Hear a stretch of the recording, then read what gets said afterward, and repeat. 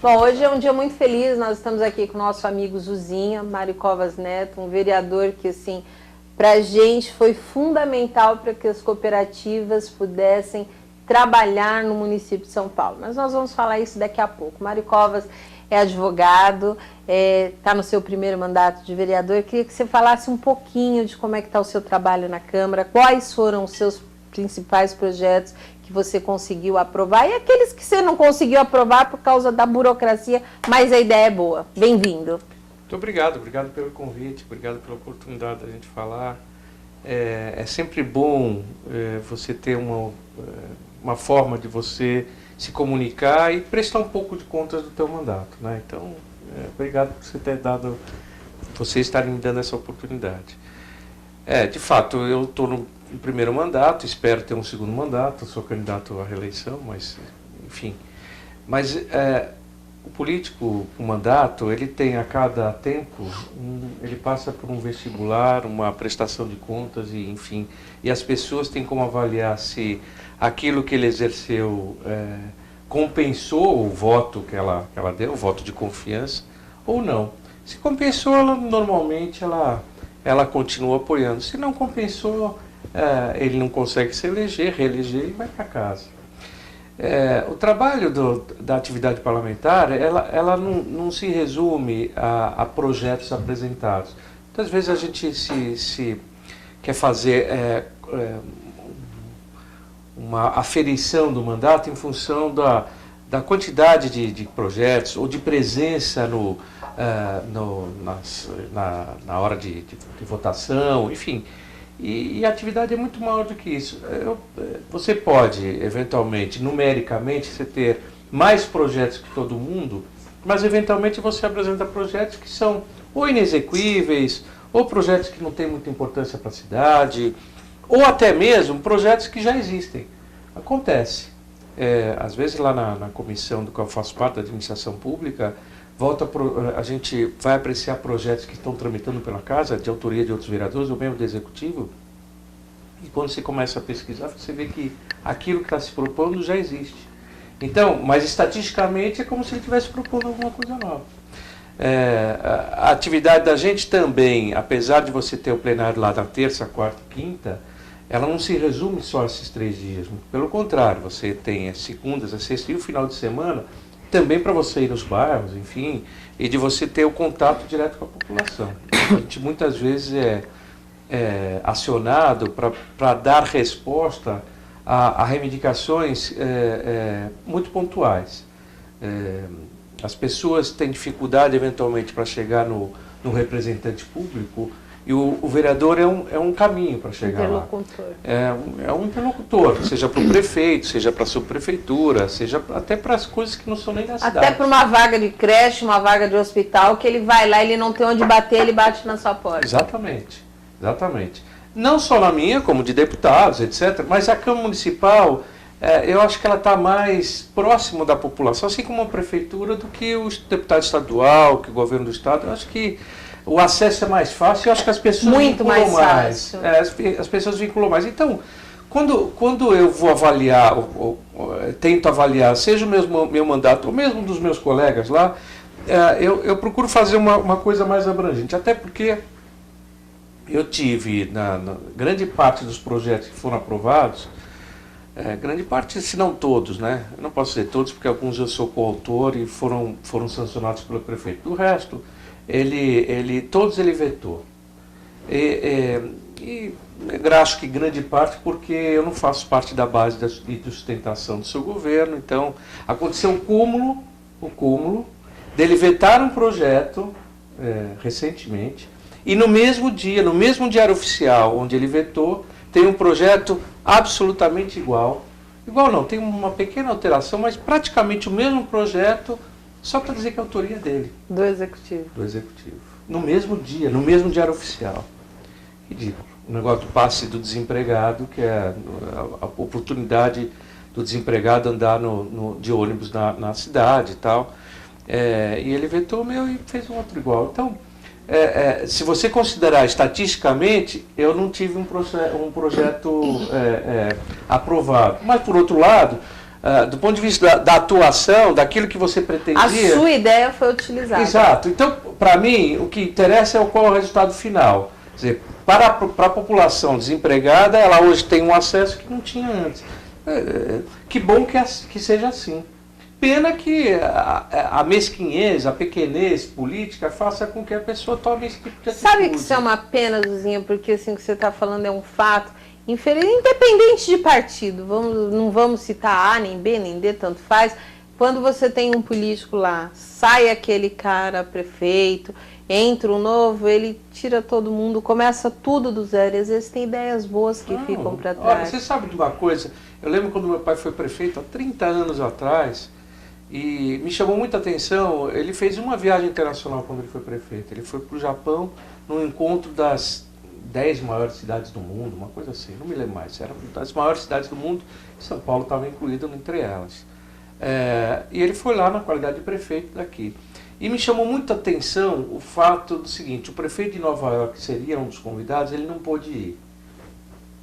E naquele momento, ele fez uma palestra ao vivo num telão, o que era assim uma coisa maluca, né? Naquela época, imagina, online, ao vivo, online, tá, imagina. Hoje é comum, mas naquela época era... Mas o mais surpreendente é o seguinte, que quem estava lá representando esse prefeito era o ex-prefeito. E isso chama atenção. Se você pode ver que nos Estados Unidos é muito comum um ex-presidente da República, muitas vezes ele tem uma ação internacional de representação do seu país ante um outro governo, etc. Independentemente do partido. E eu acho que aqui a gente aproveita muito mal isso. Porque aquele que teve a experiência, ainda que ele não tenha sido aprovado numa reeleição, às vezes não é nem isso, às vezes simplesmente acabou o mandato. Sim. Mas você vê assim, obras que eventualmente duram mais do que um governo, na hora da inauguração dessa obra, muitas vezes se esquece de quem participou dela desde o início. Na verdade, às vezes se esconde mesmo, que não era do mesmo partido, pronto. Muda o nome e tal, para ficar com crédito. Eu acho isso muito pequeno, realmente acho isso muito pequeno, porque não tem problema nenhum você dividir. Aliás, nesse caso do projeto, eu digo isso, olha, para qualquer pessoa que estiver nos ouvindo aqui, eu pergunto se tem algum projeto de lei que você lembre que foi feito por um determinado vereador. Ninguém lembra de nenhum projeto. Você pode lembrar de um projeto que aconteceu durante a gestão da Marta, a gestão do Serra, a gestão do prefeito, você lembra, mas você não lembra do vereador. Então, é muito pequeno você fazer isso, ficar com o crédito da autoria, quando não precisa ser assim. Bom, então, voltando ao meu mandato, a gente apresentou uma série em todas as áreas, como eu não venho, o meu mandato, o meu eleitorado, não vem de uma determinada região da cidade e nem de um determinado segmento. Então, pulverizado. É pulverizado. Então, a minha responsabilidade como representante é de ter primeiro uma atuação na cidade como um todo.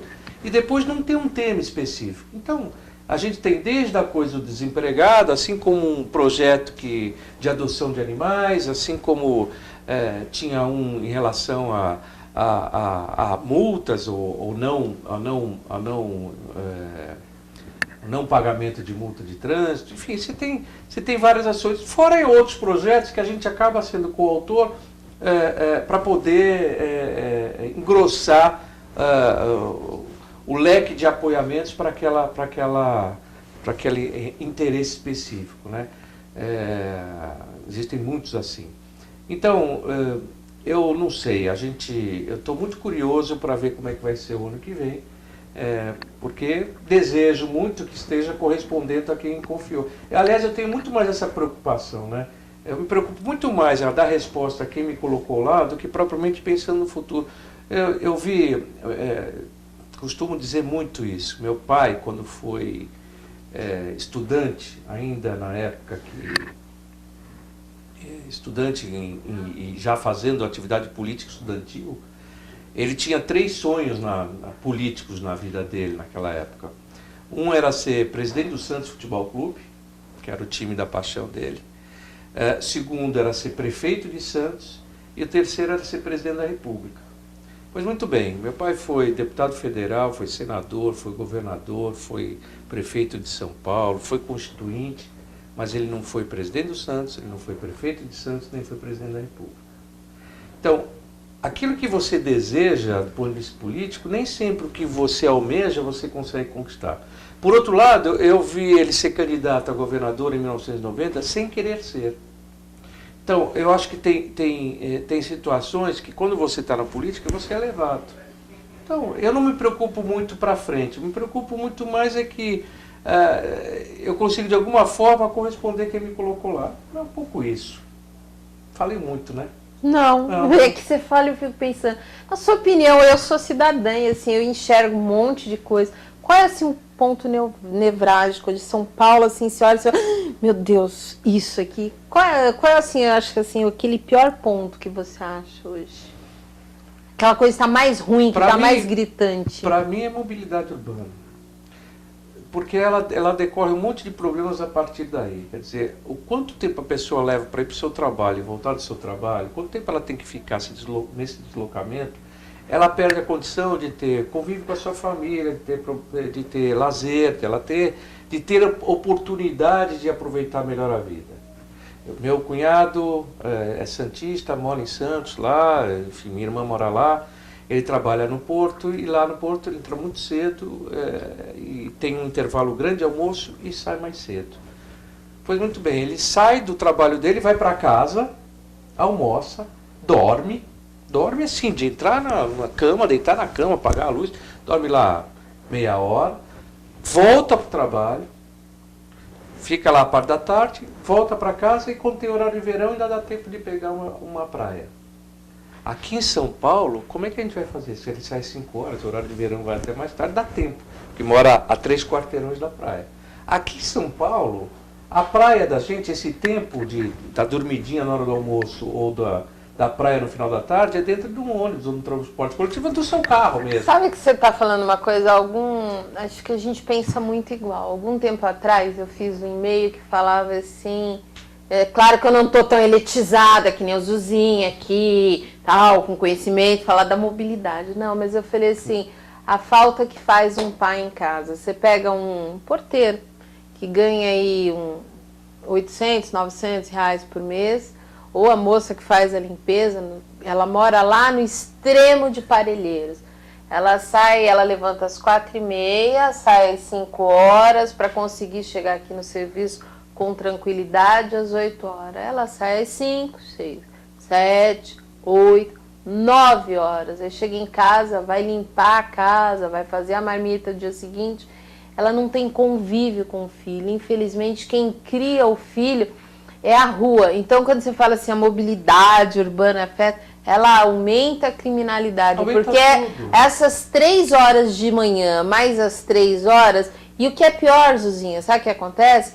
O moleque da rua, que não está sendo criado pela mãe, ele vê o aviãozinho que trafica droga, tá ali, é o garoto das meninas, porque tem dinheirinho no bolso, tem o tênis bom, tem grana para gastar, para ir no shopping, para comprar roupinha de marca, enquanto a mãe dele, que trabalha, envelhece mais rápido, não tem dinheiro para nada e não está em casa para aconselhar o filho. Então isso eu relato no e-mail, que às vezes é muito fácil você criticar o fulaninho que roubou, mas o que levou ele a isso? Eu não estou defendendo, porque eu já fui assaltada 8 vezes na nossa família, assim, família que eu digo, eu, meu marido e as crianças, então assim, um curto espaço de tempo. Então assim, a mobilidade, ela interfere muito. Até na formação do Pensa numa coisa assim, mais boba, você vai trabalhar, você tem um filho pequeno, vai deixar numa creche, ok?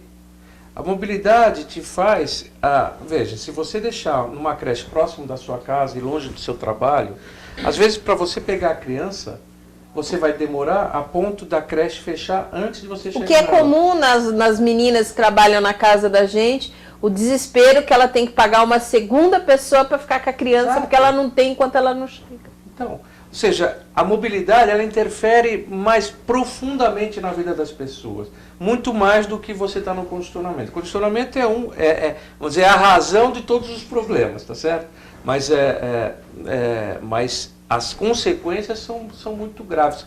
Agora, é lógico que numa cidade do tamanho de São Paulo, você tem uma infinidade de outros problemas, mas esse é o problema que me parece mais desafiador, porque ele é difícil, de difícil solução, e de solução muito cara. Quer dizer, é óbvio que é consensual para quem está na vida pública de que você tem que priorizar o transporte coletivo sobre o individual. Se você tiver um bom sistema de transporte coletivo, as pessoas podem usar e, portanto, você vai facilitar para quem, enfim, não tem condições de ter o seu próprio veículo, mas, por outro lado, você vai fazer com que as coisas andem mais rápido. Mas como que você faz numa cidade como essa? Bom, o ideal é você ter um sistema de metrô que seja muito amplo, mas o metrô é muito caro para ser feito. E ao contrário do que acontece em outros estados do país, São Paulo é o único lugar onde o governo federal não põe um tostão no metrô. Nem a cidade põe dinheiro no metrô.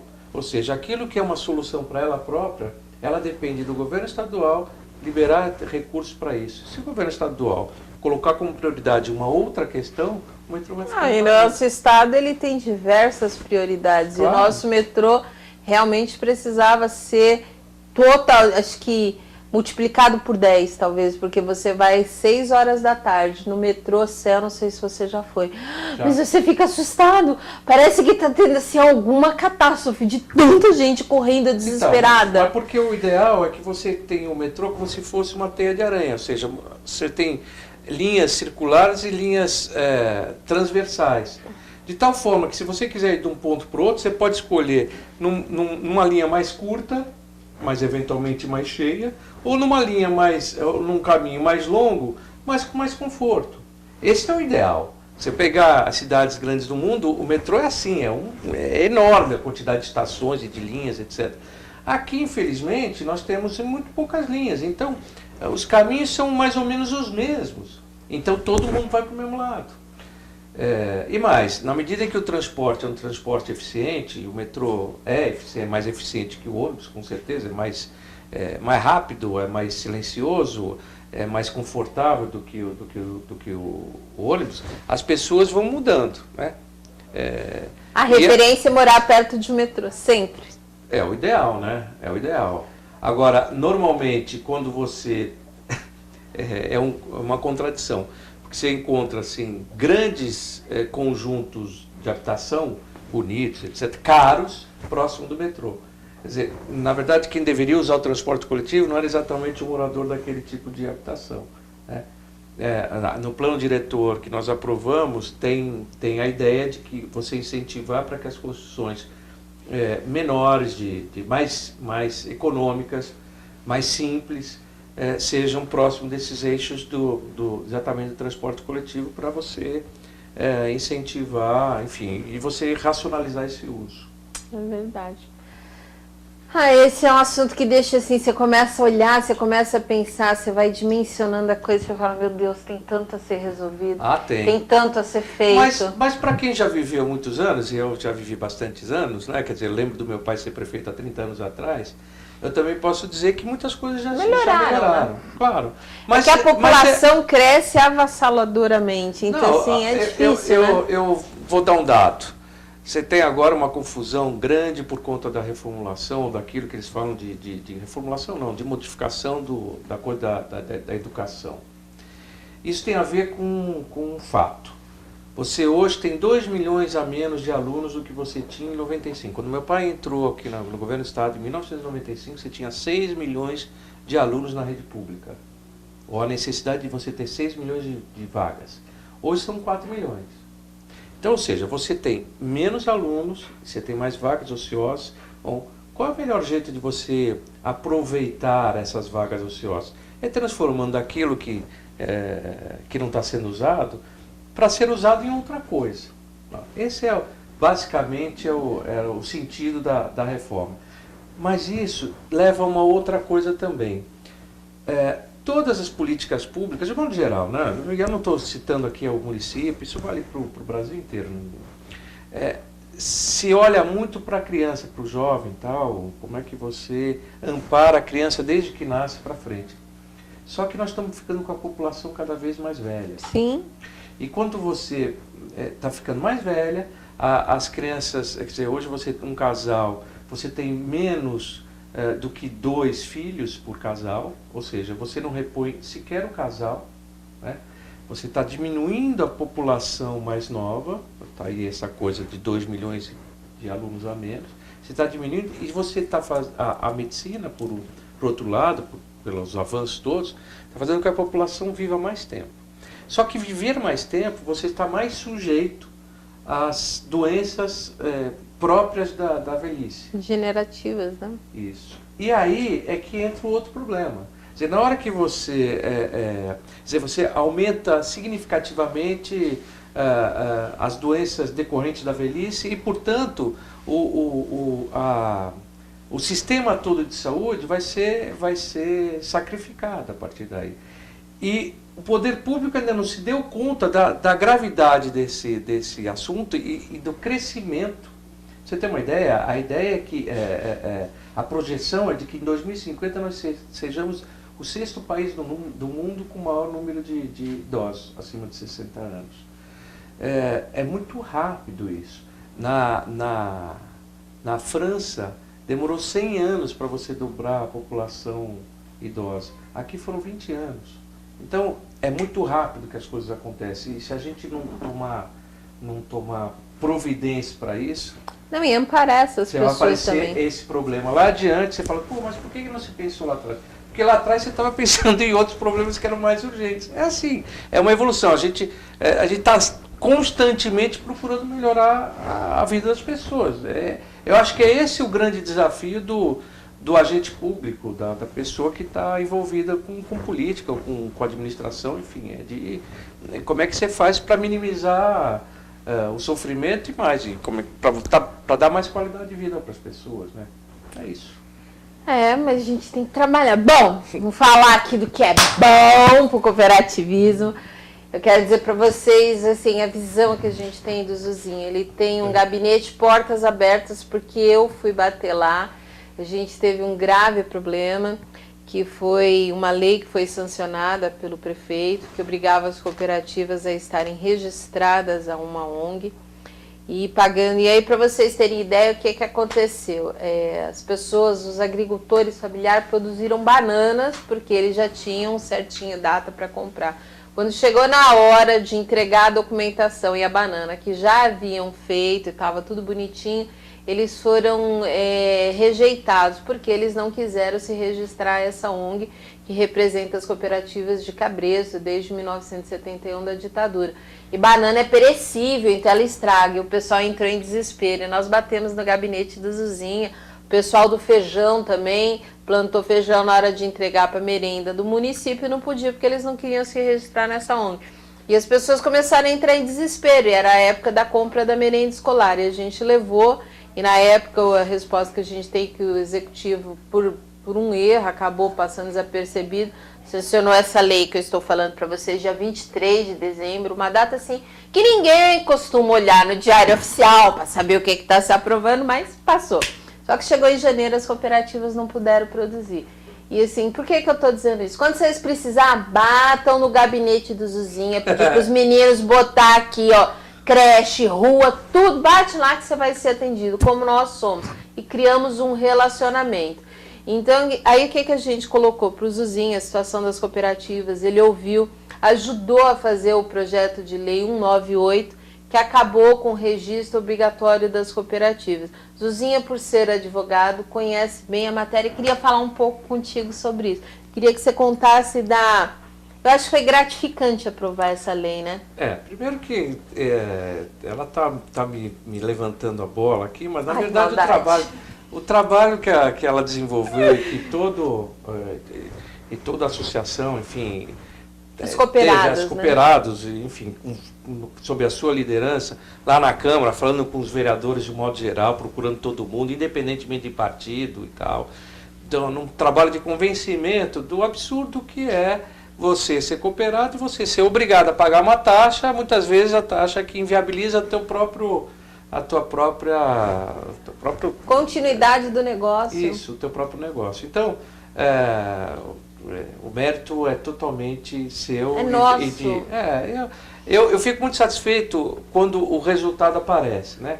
No final das contas, você sabe muito bem, a votação, apesar de ter tido um debate longo, foi mais longo do que a gente até imaginava, até porque no meio do processo tinham outras discussões em que você tinha um jogo de oposição e situação na Câmara, enfim, e a coisa não aconteceu tão rápido quanto se imaginava, mas no final o resultado foi muito melhor porque passou acho que até por unanimidade. Acho que assim, a gente teve 33 vereadores coautores. Isso. O que eu acho que, assim, eu não estou acostumada a ver os projetos da casa, mas eu acho que é um recorde, né? Com certeza. É um recorde, sinal que, assim, um vereador acabou sensibilizando. Às vezes a gente ia conversar com o vereador, ele já havia sido sensibilizado. Você mesmo conversou com muitos, mostrou e explicou.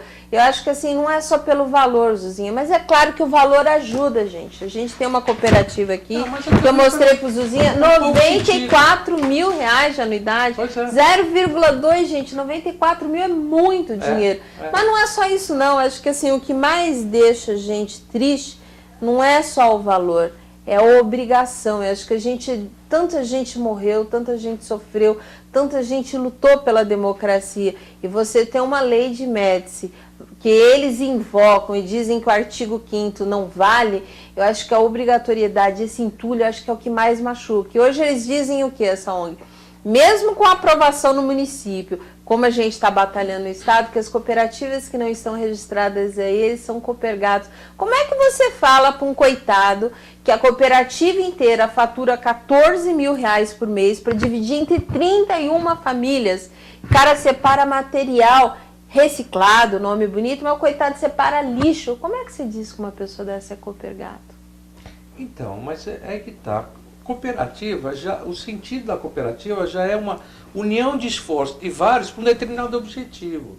Bom, se o sujeito tem capacidade econômica para fazer sozinho, ele não vai fazer uma cooperativa para tratar do assunto. Ele faz porque isso lhe dá mais força e condições de sobreviver com auxílios dos demais. Portanto, quer dizer, você não ter essa consciência e a partir daí submeter essas cooperativas a um determinado organismo, porque só esse organismo que é capaz de dizer, olha, a cooperativa existe, não me parece adequado, né? E aí a gente, na verdade, depois desse baita embate que ele falou daqui e dali, nós aprovamos, não teve nenhum vereador que foi contra, então assim, todos votaram sim. Como é que você vê agora esse projeto de lei sendo replicado no Estado? A LESP, por incrível que pareça, tem dois. Por falta de um, eles têm dois. Tem o 1271 e o 1277. Mas aí o ideal é fazer a mesma coisa que foi feito na Câmara. Assim como na Câmara você teve, quantos vereadores você falou? 33 coautores. 33 e 55. Na LESP você tem 94 deputados. Também fazer um projeto de autoria coletiva. Esse é o ideal. Se você já tem 2 projetos lá em tramitação, é sinal de que o assunto há interesse de mais de uma pessoa, com certeza. Até porque esses 2 projetos, se não me engano, são 3 coautores. Então você já tem 3 de 94. Com certeza, na medida em que você fizer o processo de convencimento e colocar mais coautoria, ele se torna muito mais fácil de ser aprovado. Agora, a diferença é que você tem governos com visões diferentes, né? Você tem no município um governo do PT, uma Câmara Municipal que você predomina a bancada do PT e do PSDB, apesar de a base do governo ser mais ampla, mas domina esses dois. Na Assembleia é um pouquinho diferente, você está mais pulverizado, tem mais partidos na Assembleia, e eu acho que a base do governo na Assembleia é mais sólida do que na Câmara. Então, ter um trabalho junto à base do governo, acho que é fundamental para esse projeto avançar. Eu acho que falta talvez um pouco de esclarecimento para as pessoas lá, mas eu tenho certeza que com a força, a garra que vocês já demonstraram na Câmara, isso na Assembleia vai ser mais fácil de passar. E contamos contigo na Assembleia, porque todo parlamentar e todo cidadão sempre tem um deputado do coração. Não é para você falar nome nem nada, mas sempre tem aquela pessoa. E assim, nós vamos pedir para ele, falar assim, me indica um amigo, nós vamos fazer a corrente do amigo, a corrente do bem. Que a gente ainda criou agora o selo, que é um selo de quem é democrático, quem está lutando pela democracia, a turma da democracia. Então, para que cada um indique um, para que a gente possa avançar. Porque assim, uma coisa, Zuzinha, a gente percebeu, o acesso aos vereadores, fique sempre de vereador, viu? Acesso aos vereadores é muito bom, é muito fácil, você chega ali, senta no banquinho, daqui a pouco você entra. O acesso aos deputados acaba sendo muito mais difícil. Mas eu acho que o deputado é porque, acredito, não sei, eu sou vereador, então eu posso falar pela Câmara, eu percebo isso também.